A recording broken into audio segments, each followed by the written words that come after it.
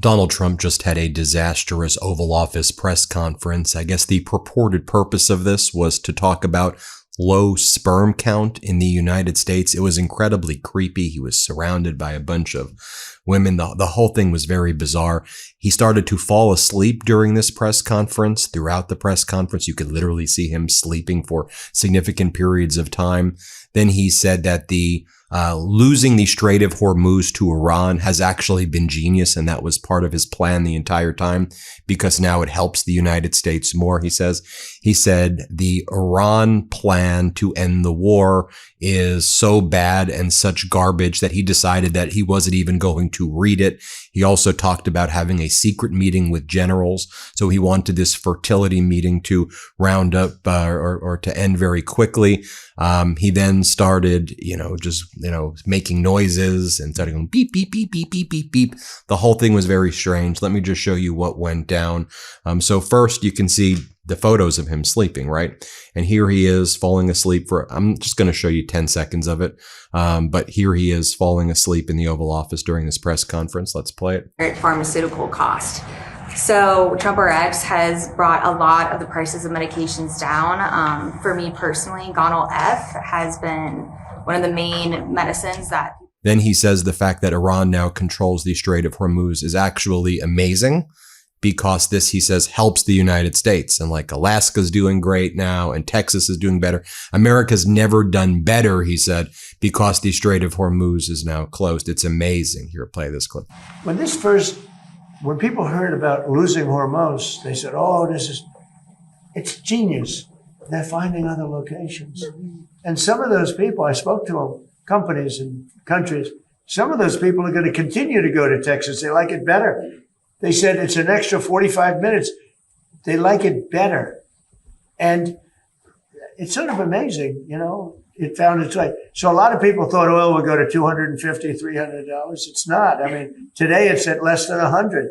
Think of that. Now, when this ends, you're going to see it drop like a rock. How long are you going to suspend that tax for? Till it's appropriate, Then he starts making noises like ba ba ba ba ba. Here, play this. Ba ba ba ba ba ba ba. And they're going, heading 47 degrees north, 1,300 feet, going 3,000 miles an hour. Okay, we have it in our sight. Fire, boom. 10 seconds left. Let me tell you, they need smart people. Mm-hmm. These people are smart. And they're so smart that they're cool. Again, that goes on and on and on. I'm just going to stop the clip there so you get a sense of it. More sleeping during this Oval Office press conference. Let's play it. During the earliest years of their children's lives. Second, we are cutting unnecessary red tape that forced providers to close, limited access to care, and made it harder for working families. Then talking about the Iran ceasefire negotiations, he says, the Iran proposal is weak.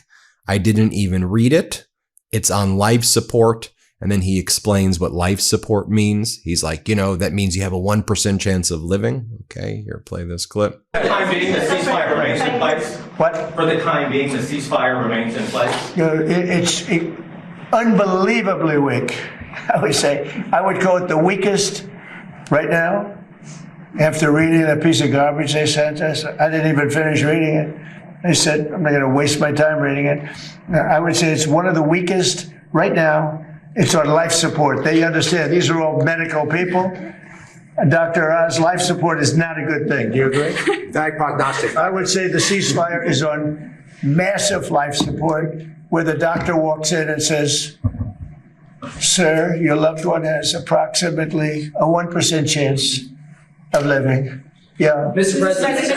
Daniel, go ahead. Yep. One of the best reporters in Washington. Thank you, sir. Then he says, lots of people ask me if I have a plan. Of course I have a plan, he says. Let's play this clip. What, if any, efforts were made to break the state? Yeah, it was just unacceptable. A lot of people said, well, does he have a plan? Yeah, of course I do. I have the best plan ever. I mean, Iran has been defeated militarily, totally. They have a little left. They probably built up during this period of time. We'll knock that out in about a day. But I have a plan. It's a very simple plan. I don't know why you don't say it like it is. Iran cannot have a nuclear weapon. Then he turns to Brooke Rollins, his agriculture secretary, and he's like, so what's our plan when it comes to beef prices? Here, let's play it. Really ill, they're not going to live. And we weren't given, and this went on for years. You know, this went on, Madam Secretary, you're doing such a good job with prices, agriculture. How's the beef doing? We got to get the beef down. We're working on it. It's the only thing. We got to get the beef down. But It's becoming more affordable. This was so incredible because, and I marveled at it for 30 years and say, beef prices, like prices of everything right now, are absolutely through the roof.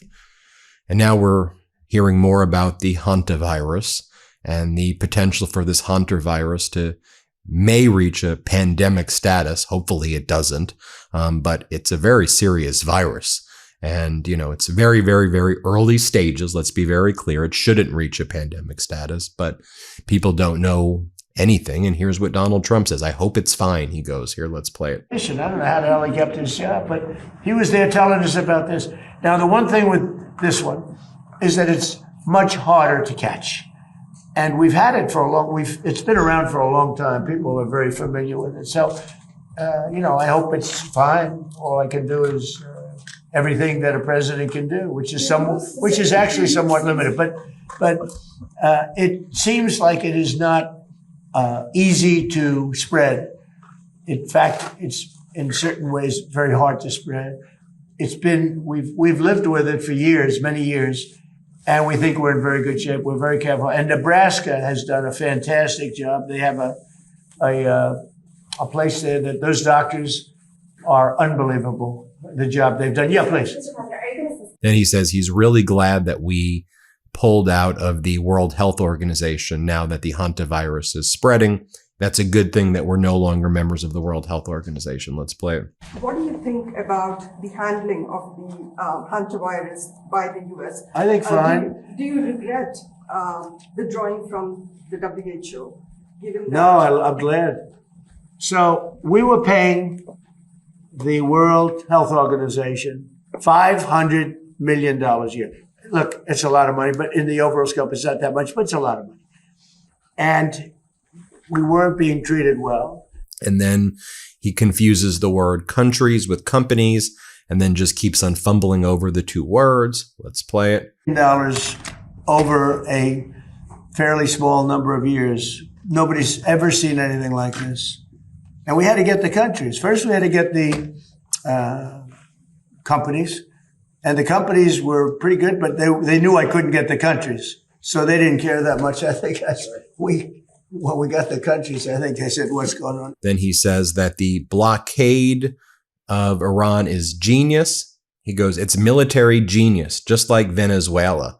And we're stocked up with ammunition. We've got more ammunition. No, we don't. We have far less ammunition. We're not going to let them. That's the plan. You know, people say, what's the plan? The plan is very simple. The blockade, first of all, was a part of military genius, just like Venezuela was military genius. We have the greatest military in the world by far.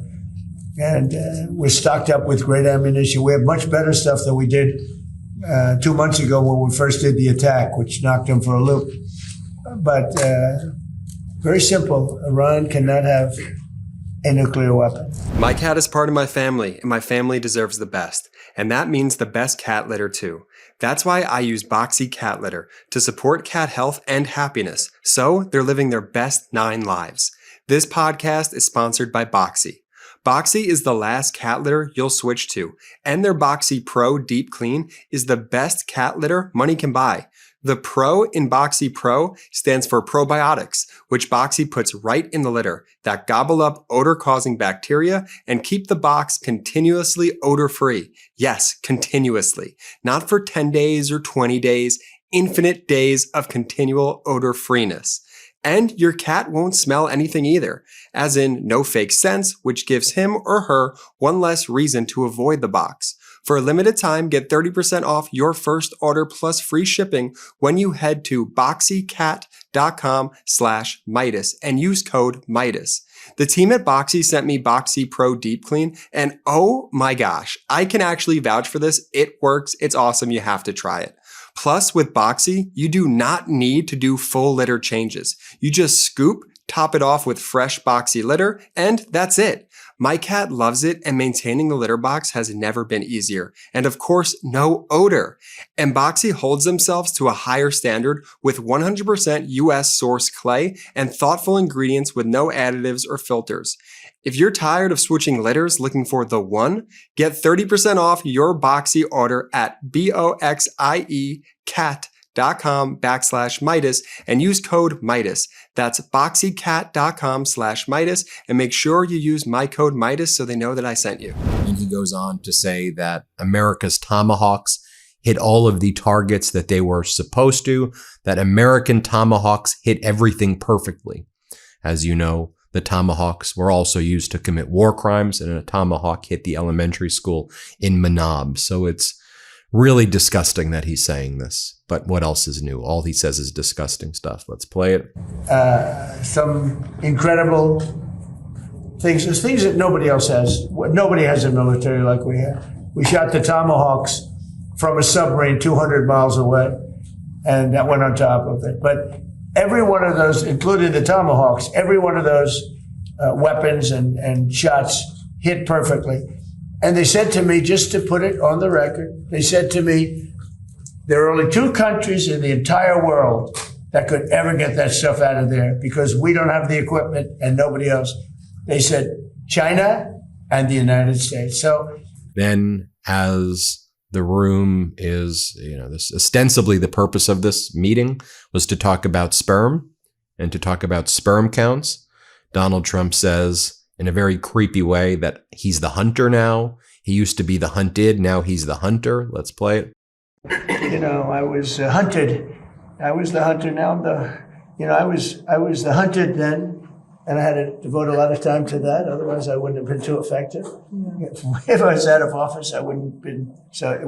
I was hunted by some very bad people. Now I'm the hunter. It's much better when you're the hunter.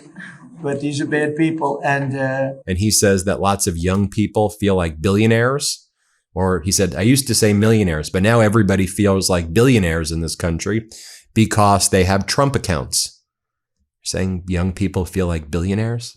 No, people are suffering right now. This guy could not be more out of touch. Here, let's play it. Started it, and that's another one that's gone through the Trump accounts, where young kids, they turn 18 or 20 or 21, and they feel like a billionaire. You used to say a millionaire, now you say a billionaire, but they certainly feel rich, as opposed to having absolutely nothing. It's so popular. Then RFK Jr. talks about sperm in this creepy room. I'm like, why are the Epstein class in the Oval Office talking about sperm? So I'm only going to show you a short clip of this. Let's play it. The fertility crisis for women began in 2007. For men in 1970, men had twice the sperm count as our teenagers do today. This is an existential crisis for our country. We had a series of presidents that were trying to discourage childbirth and motherhood in this country. We now have a president that is trying to encourage it. And I want to thank you again for your leadership. Then Donald Trump tells the women in the room not to talk too long. He goes, please don't talk that long. I've got an important meeting with generals that I got to do. So please keep it short.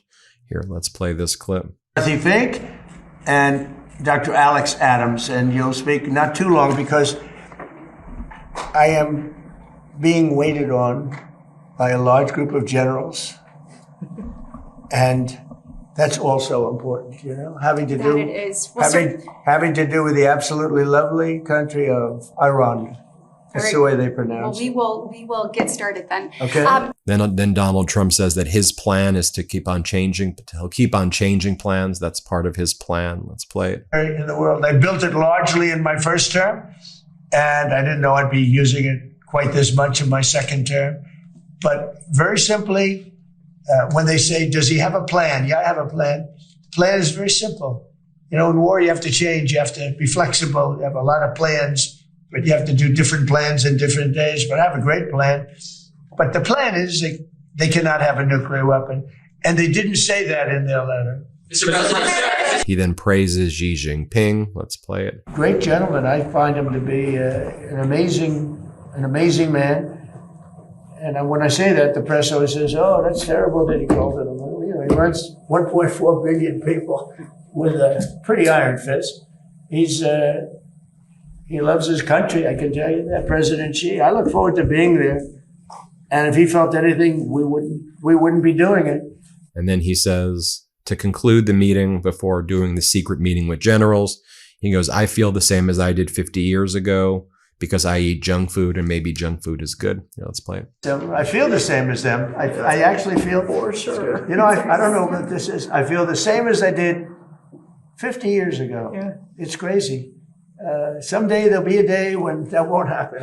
I'll let Bobby and Oz know, you know? It's not quite the same. But I feel literally the same. I don't know why.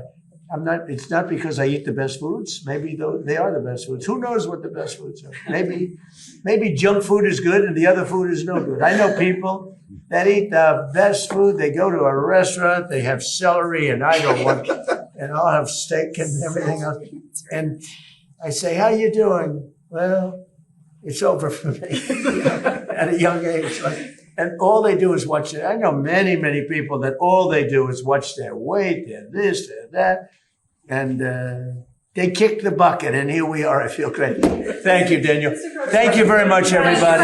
Have a good time. Thank you, guys. There you have it, folks. Let me know what you think. Hit subscribe. Let's get to 7 million subscribers. Thanks, everybody, for watching. We appreciate you. Want to stay plugged in? Become a subscriber to our Substack at MeidasPlus.com. You'll get daily recaps from Ron Filipkowski, ad-free episodes of our podcast, and more exclusive content only available at MeidasPlus.com.